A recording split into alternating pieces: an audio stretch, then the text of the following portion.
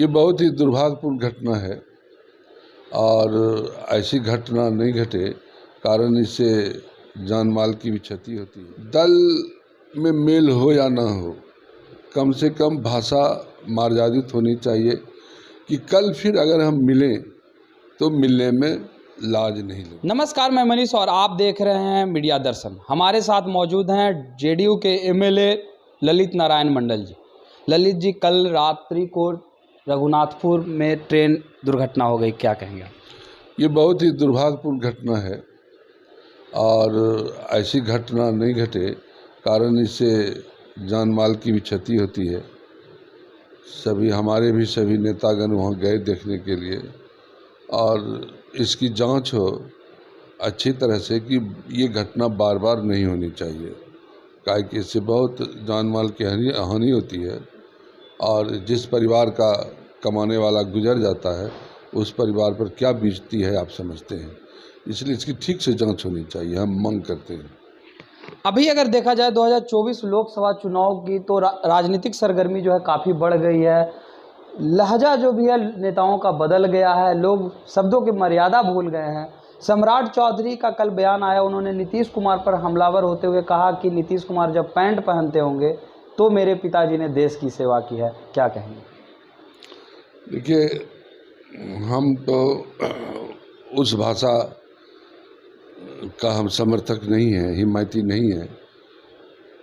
दल में मेल हो या ना हो, कम से कम भाषा मार्जादित होनी चाहिए कि कल फिर अगर हम मिलें तो मिलने में लाज नहीं लगेगी। इतना ज़रूर सभी को, हम किसी एक दल की बात नहीं, हम सबको कहते हैं कि विरोध कीजिए, शब्द का चयन ऐसा कीजिए कि कल किसी चाय की दुकान पर हम लोग मिल जाएं तो उस वक्त शर्म नहीं हो हम लोग को।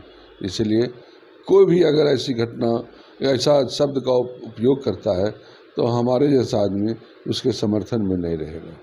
लालू प्रसाद यादव को सम्राट चौधरी ने बिहार की राजनीति का कैंसर करार दिया था। इसके बाद उनकी पुत्री ने सम्राट चौधरी को नमक हराम तक कह दिया। क्या आपको लगता है कि इस तरीके का भाषा का प्रयोग करना उचित है? देखिए, जहाँ तक लालू यादव है, माननीय लालू यादव की बात है, बिहार की राजनीति को बदलने वाला वही मसीहा है और लालू यादव के बारे में ऐसी बात कहना हमको समझ से बाहर लगता है। ऐसी बात नहीं कहनी चाहिए और इसके प्रतिकार में भी जो बात कही जाती है वहाँ पर भी बात रुकनी चाहिए। हम तो पहले ही कह दिए कि प्रतिक्रिया में शब्द का चयन ठीक से करना चाहिए और राजनीति सिद्धांत की होती है, सिद्धांत पर बोलना चाहिए और बिना सिद्धांत की बेस सिर पैर की बात नहीं करनी चाहिए। हम फिर से ऐसे शब्दों का, ऐसे उच्चारणों का हम विरोध करते हैं। 14 अक्टूबर को राजभवन मार्च के लिए जा रहे हैं उपेंद्र कुशवाहा। उनका सीधे तौर पे कहना है कि जातिगत जनगणना में जो आंकड़े दिखाए गए हैं वो बिल्कुल फर्जी हैं। आरजेडी के दबाव में ये आंकड़े जारी किए गए हैं और जातिगत जनगणना में काफ़ी सुधार की ज़रूरत है, क्या कहेंगे? देखिए, हम लोग के इलाके में जो जाति गणना हुआ, हम तो देखे थे कि घर घर जाकर के शिक्षक और शिक्षिकाएँ जाकर के सबसे पूछताछ कर रही थी।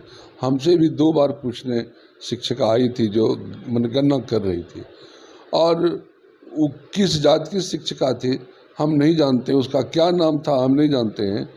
उस सब हर जगह, हर जो उसके टारगेट में था उतना हर घर जाकर के उस महिला ने पूछताछ किया और इसी तरह हर क्षेत्र में जितनी परिगणक लोग थे, शिक्षक लोग थे या जो भी सरकारी कर्मचारी थे, उसको किसी खास जाति से लगाव क्या और किसी खास जाति से दुराव क्या, उन लोगों ने गणना सही किया है और गणना पर विरोध करना ये काली राजनीति है। अगर किन्हीं को दिक्कत होती है तो केंद्र सरकार से पूरे हिंदुस्तान में जाति गणना करा करके इस आंकड़े को गलत साबित करा दे, तब ना हम जाने।